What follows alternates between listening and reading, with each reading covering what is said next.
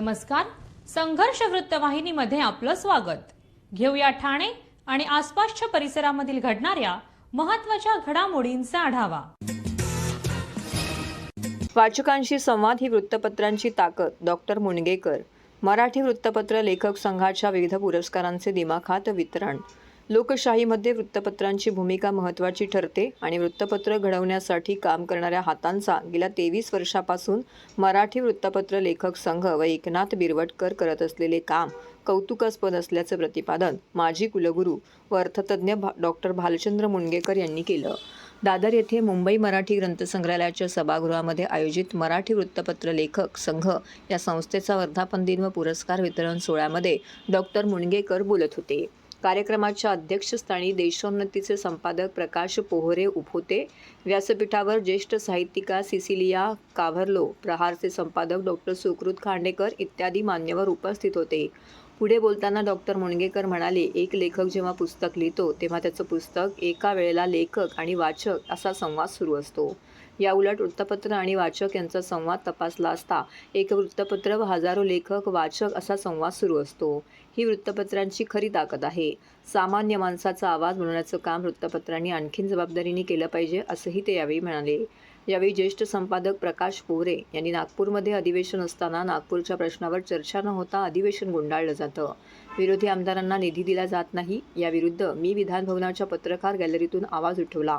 विधानभवनात वागण्या बोलण्याचे आणि काम करण्याचे संकेत आमदार पाळणार नसतील तर पत्रकारांनी तरी का पाळावे असा सवाल त्यांनी केला. महाराष्ट्रभरातील पत्रकारांचा गौरव करण्याचा सुरू असलेला हा गौरव यज्ञ बिरवटकरांनी न थकता सुरू ठेवला. महाराष्ट्रभरातील पत्रकारांचा गौरव करण्याचा सुरू असलेला हा गौरव यज्ञ बिरवटकरांनी न थकता सुरू ठेवावा असंही आवाहन त्यांनी यावेळी केले. देशोन्नतीच्या 15-16 एडिशन घरोघरीच्या पोस्टांना याचं श्रेय भावांची मेहनत वाचकांची बांधिलकी याच्यासाठी आहे. अशा पत्रकारांची, अशा संपादकांची गरज आहे. गलिच्छ राजकारणाशी आपण कोणी बांधून घ्यायची गरज नाहीये. आपली बांधिलकी समाजाची पाहिजे. आम्ही 23 वर्ष हा संघर्ष टोचतोय, झेलतोय आणि महाराष्ट्राच्या कानाकोपऱ्यामध्ये अनेक वृत्तपत्र लेखकांना, साहित्यिकांना, सामाजिक क्षेत्रात जे भरीव काम करणारी लोक आहेत त्यांची उणीव भरून काढण्यासाठी हा दरवर्षीचा कार्यक्रम मी पत्रकार दिनाच्या निमित्ताने म्हणजे उद्या आज पूर्वसंध्येला हा कार्यक्रम घेतोय. सर्व नागरिकांना आवाहन करण्यात येत आहे की सध्या डासांमार्फत पसरणाऱ्या डेंग्यू या आजाराचा प्रसार रोखण्यासाठी प्रत्येकाने पुढील प्रमाणे कार्यवाही करावी. डेंग्यू आजार एडिस इजिप्ती हा डास चावल्याने होतो. या डासांची पैदास साचलेल्या किंवा साचवलेल्या स्वच्छ पाण्यामध्ये होते. 8 दिवसांपेक्षा जास्त दिवस पाणी उघडे व साचून राहिल्यास त्यात डास अंडी घालतात. अंड्यांच्या अळ्या तयार होऊन पुढे डास तयार होतात. यासाठी आपल्या घरातील पाणीसाठे उदाहरणार्थ बॅरल्स, पिंपे, टाक्या, हौद, रांजणे इत्यादी दर आठवड्याला रिकामे करून घासून पुसून कोरडे करून पुन्हा भरावे. 1 दिवस कोरडा दिवस म्हणून पाळावा. पाणी साठ्यांना घट्ट झाकणे बसवावीत किंवा जुनी साडी, चादर, धोतर यांनी बांधून झाकून ठेवावीत म्हणजे डास त्यात जाऊन अंडी घालणार नाहीत. घराच्या गच्चीवर, आजूबाजूला, अंगणात कोठेही पाणी साचू देऊ नये. भंगार सामान उघड्यावर टाकू नये. उदाहरणार्थ टायर्स, प्लास्टिक सामान, कुंड्या, टाकाऊ वस्तू इत्यादी. अशा सामानात पावसाचे पाणी साठून त्यात डेंग्यूच्या डासांची पैदास होते. घरातील कूलर्स, फ्रीजच्या पाठीमागील ट्रे हे देखील वेळोवेळी कोरडे करावेत. लक्षात ठेवा, नुसत्या फवारणीने डास घनता कमी होत नाही तर त्यासाठी डास पैदास ठिकाणे नष्ट करणे ही आपल्या सर्वांची जबाबदारी आहे. कोणताही ताप अंगावर न काढता जवळच्या शासकीय रुग्णालयात मोफत औषधोपचार घ्या. अशा प्रकारे नागरिकांनी सहकार्य केल्यास डेंग्यूचा प्रसार रोखणे सहज शक्य आहे.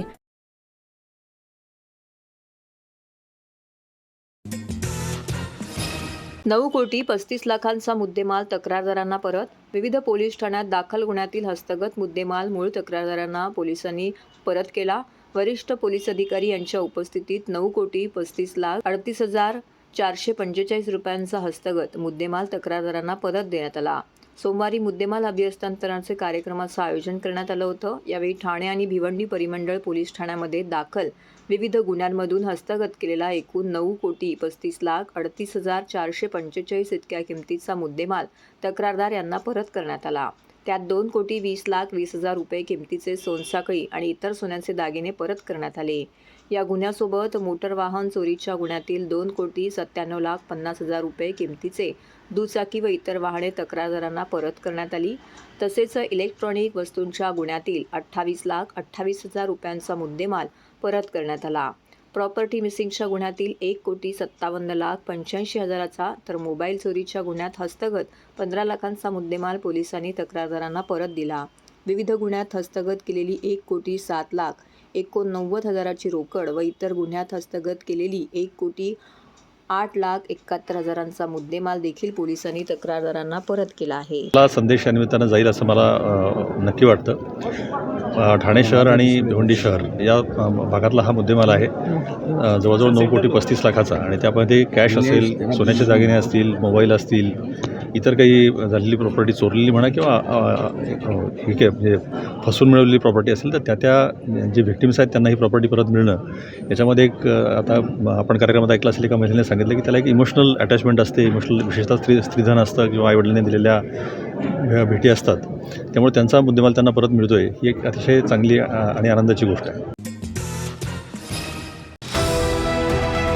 TJSB सौर शक्ती कर्ज गो ग्रीन करा वीज बिलावर बचत. आकर्षक व्याजदर, 84 महिने परतफेड कालावधी, 80% लोन, व्यावसायिक आणि उद्योजकांकरता सुद्धा. अधिक माहितीसाठी तुमच्या जवळच्या शाखेला भेट द्या किंवा संपर्क साधा.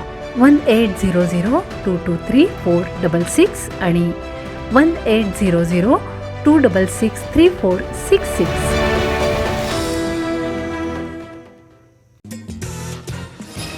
ठाण्यात 14 जानेवारी रोजी महायुतीचा महामेळावा. 36 जिल्ह्यांमध्ये एकाच दिवशी 15 पक्षांची वज्रमूठ. लोकसभा निवडणुकीच्या पार्श्वभूमीवरती ठाणे शहरात 14 जानेवारी रोजी तलावपाली येथील छत्रपती शिवाजी महाराज मैदानावरती सायंकाळी 5 वाजता महायुतीतील 15 पक्षांचे प्रमुख पदाधिकारी व कार्यकर्त्यांचा मेळावा आयोजित करण्यात आला आहे. पालकमंत्री शंभूराज देसाई यांच्या मार्गदर्शनाखाली या मेळाव्याच्या माध्यमातून महायुतीच्या कार्यकर्त्यांमध्ये ऊर्जा निर्माण करण्यात येणार आहे. महायुतीतील 15 पक्षांच्या ठाणे येथील झालेल्या संयुक्त पत्रकार परिषदेमध्ये ही माहिती देण्यात आली. या पत्रकार परिषदेला भाजपचे आमदार संजय केळकर, आमदार निरंजन डावखरे, शिवसेनेचे आमदार प्रताप सरनाईक, राष्ट्रवादी काँग्रेसचे प्रदेश प्रवक्ते आनंद परांजपे, शिवसेनेचे प्रदेश प्रवक्ते नरेश म्हस्के, माजी खासदार संजीव नाईक, भाजपाचे जिल्हाध्यक्ष संजय वाघुले, रिपब्लिकन पक्षाचे ठाणे शहर अध्यक्ष भास्कर वाघमारे, भाजपाचे प्रदेश उपाध्यक्ष जयप्रकाश ठाकूर, भाजपाचे विभागीय सचिव हेमंत म्हात्रे इत्यादींसह महायुतीतील पदाधिकारी येथे उपस्थित होते. पंतप्रधान नरेंद्र मोदी यांना तिसऱ्यांदा पंतप्रधान करण्यासाठी राज्यातील 36 जिल्ह्यात 14 जानेवारी रोजी एकाच दिवशी मेळावे होणार आहेत. ठाणे येथील तलावपाली येथील छत्रपती शिवाजी महाराज मैदानावरती सायंकाळी होणाऱ्या मेळाव्यात तिन्ही लोकसभा मतदारसंघातील प्रमुख पदाधिकारी व प्रमुख कार्यकर्ते उपस्थित राहणार आहेत. या मेळाव्याला मुख्यमंत्री एकनाथ शिंदे यांनाही निमंत्रित करण्यात आलं आहे. त्यांची वेळ उपलब्ध झाल्यास ते मेळाव्याला उपस्थित असतील अशी माहिती नरेश म्हस्के यांनी दिली. उपमुख्यमंत्री देवेंद्र फडणवीस आणि उपमुख्यमंत्री अजित पवार यांच्या नेतृत्वाखाली 45 खासदार निवडून आणण्याचा महायुतीचा निर्धार आहे. ठाणे, कल्याण आणि भिवंडी येथे महायुतीचेच उमेदवार जिंकतील असा विश्वास यावेळी परांजपे यांनी व्यक्त केला. येत्या 14 तारखेला महायुतीच्या कार्यकर्त्यांचा मेळावा हा महाराष्ट्रामध्ये 36 जिल्ह्यांमध्ये आयोजित होतो आहे आणि ठाण्यामध्ये 14 तारखेला हा मेळावा आयोजित करत असताना हा छत्रपती शिवाजी मैदान जो तळापाईला आहे त्या तिकडे या मेळाव्याचं आयोजन केलं आहे. जे 15 प्रमुख पक्ष या महायुतीमध्ये आहेत त्यांच्यामधले सर्वच पक्षाचे जे घटक पक्ष आहेत यांचे प्रमुख पदाधिकारी या मेळाव्याला उपस्थित राहणार आहेत. माननीय मोदीजींच्या नेतृत्वामध्ये येणारी 2024ची जी निवडणूक आहे ती महायुतीचे सर्व खासदार हे मोठ्या मताधिक्याने निवडून यावे या दृष्टिकोनाने या मेळाव्याची कार्यकर्त्यांच्या मेळाव्याचं आयोजन केलेलं आहे. ठाणे, कल्याण आणि भिवंडी या 3 लोकसभेच्या प्रमुख पदाधिकाऱ्यांचा एक मेळावा ठाण्यामध्ये आम्ही शिवाजी मैदान या ठिकाणी घेतो आहे आणि त्या संदर्भात जाहीर करण्याकरता हा मेळावा ही आजची पत्रकार परिषद होती. जे मिशन 45+ 48च्या 48 जागा लोकसभेच्या जिंकायच्या महाराष्ट्रातल्या माननीय मुख्यमंत्री एकनाथ शिंदे साहेब, उपमुख्यमंत्री देवेंद्र फडणवीस साहेब आणि उपमुख्यमंत्री अजितदादा यांनी जो संकल्प केलेला आहे आणि त्या संकल्प पूर्ण करण्याकरता जास्तीत जास्त मतांनी या 3ही जागा निवडून आणण्याच्या दृष्टीने आम्ही सर्व 3ही पक्ष आणि त्याचबरोबर मित्रपक्ष RPI आहे, महादेव जानकरांचा पक्ष आहे, अनेक इतरसुद्धा महायुतीतले घटक आहेत, आठवले गट, जोगेंद्र कवाडे गट, या सगळ्यांचा एकत्रित मेळावा 14 तारखेला होतोय. ठाणेकर मालमत्ता करदात्यांसाठी करातील व्याज माफी अभय योजना 31 डिसेंबर 2023 पर्यंत मालमत्ता करावरील 100% व्याज माफ. तसेच 1 जानेवारी ते 15 जानेवारी 2024 या कालावधीमध्ये मालमत्ता करावरील 75% व्याज माफ. त्याचप्रमाणे 16 जानेवारी ते 31 जानेवारी 2024 या कालावधीमध्ये मालमत्ता करावरील 50% व्याज माफ. तरी सदर व्याज माफीच्या अभय योजनेचा ठाणेकर करदात्यांनी लाभ घ्यावा.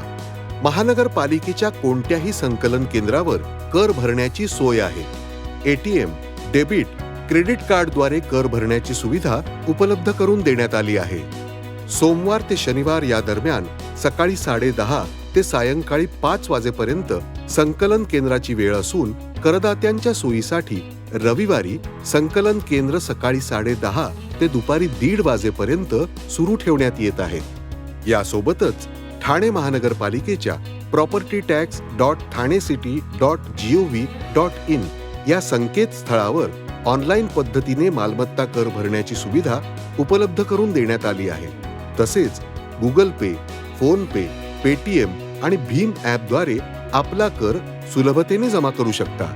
ठाणे महापालिका क्षेत्रातील सर्व करदात्यांना विनंती आहे की आपण या व्याज माफी अभय योजनेचा जरूर लाभ घ्या आणि आपला मालमत्ता कर लवकरात लवकर महापालिकेमध्ये जमा करून महापालिकेस सहकार्य करा. धन्यवाद. सर्व विभागांनी जिल्हा वार्षिक नियोजनाचा निधी 31 मार्च पूर्वी 100% खर्च करावा. पालकमंत्री शंभूराज देसाई. सन 2023-24 या आर्थिक वर्षातील जिल्हा नियोजन अंतर्गत प्रशासकीय मान्यता 72% देण्यात आल्या असून आतापर्यंत खर्चाचे प्रमाण 38% आहे. मात्र 31 मार्च 2024 पूर्वी सर्व विभागांनी जिल्हा वार्षिक नियोजनाचा निधी 100% खर्च करावा असे निर्देश पालकमंत्री शंभूराज देसाई यांनी दिलेत. जिल्हा वार्षिक नियोजन समितीची बैठक पालकमंत्री शंभूराज देसाई यांच्या अध्यक्षतेखाली जिल्हा नियोजन भवन येथे संपन्न झाली. त्यावेळी ते बोलत होते. यावेळी सर्वश्री आमदार महेश चौगुले, रईस शेख, किसन कथोरे, डॉक्टर बालाजी केणीकर, कुमार आयलानी, गणपत गायकवाड, प्रमोद पाटील, रमेश पाटील, श्रीमती गीता जैन, जिल्हाधिकारी अशोक शिणगारे, जिल्हा परिषद मुख्य कार्यकारी अधिकारी मनोज जिंदल, ठाणे महानगरपालिका आयुक्त अभिजित बांगर, नवी मुंबई महानगरपालिका आयुक्त राजेश नार्वेकर, कल्याण डोंबिवली महानगरपालिका आयुक्त डॉक्टर इंदुराणी जाखड, मीरा भाईंदर महापालिका आयुक्त संजय काटकर, उल्हासनगर महापालिका आयुक्त अजित शेख, भिवंडी महापालिका आयुक्त अजय वैद्य, त्याचबरोबर इतर शासकीय विभागांचे विभाग कार्यालय प्रमुख उपस्थित होते. पालकमंत्री देसाई यावेळी म्हणाले की ठाणे जिल्ह्यातील विविध विकास कामांचा आराखडा तयार करून त्यावर होणाऱ्या खर्चाच्या अनुषंगाने जिल्ह्याच्या सर्वांगीण विकासासाठी जिल्ह्याचा नियतव्य ठरत असतो. त्यात मागील वर्षी 2023-24साठी वाढीवसह 750 कोटींच्या आराखड्यास मंजुरी देण्यात आली होती. यंदाच्या वर्षी जिल्ह्यातील कामांची निकड, कामांची आवश्यकता आणि लोकप्रतिनिधींची मागणी याचा विचार करून रुपये 1016 कोटींचा एकत्रित जिल्हा नियोजन आराखडा शासनाला सादर करण्यात येणार आहे. जिल्ह्याच्या ग्रामीण आणि शहरी भागाच्या विकासासाठी जिल्हा नियोजन समितीद्वारे मिळणारा निधी अत्यंत महत्त्वाचा असतो. ठाणे जिल्ह्यासाठी राज्यस्तरीय बैठकीत सन 2022-23साठी 718 कोटी इतका नियतव्यय मंजूर करण्यात आला होता. सन 2023-24साठी 478 कोटी 63 लाखांच्या प्रारूप आराखड्यास जिल्हा नियोजन समितीच्या बैठकीत मंजुरी देण्यात आली होती. यामध्ये गाभासाठी 272 कोटी तर बिगर गाभासाठी 182 कोटींची तरतूद करण्यात आली आहे. त्यामुळे एकंदर 140 कोटींची घट झाल्याचं दिसून आलं होतं. त्यानंतर ठाणे जिल्ह्याच्या नियतव्य 902 कोटी इतका वाढू मिळावा यासाठी राज्यस्तरीय बैठक घेण्यात आली होती. त्यावेळी वाढी निधीसह 750 कोटीच्या आराखड्यास शासनाने मंजूर दिली होती.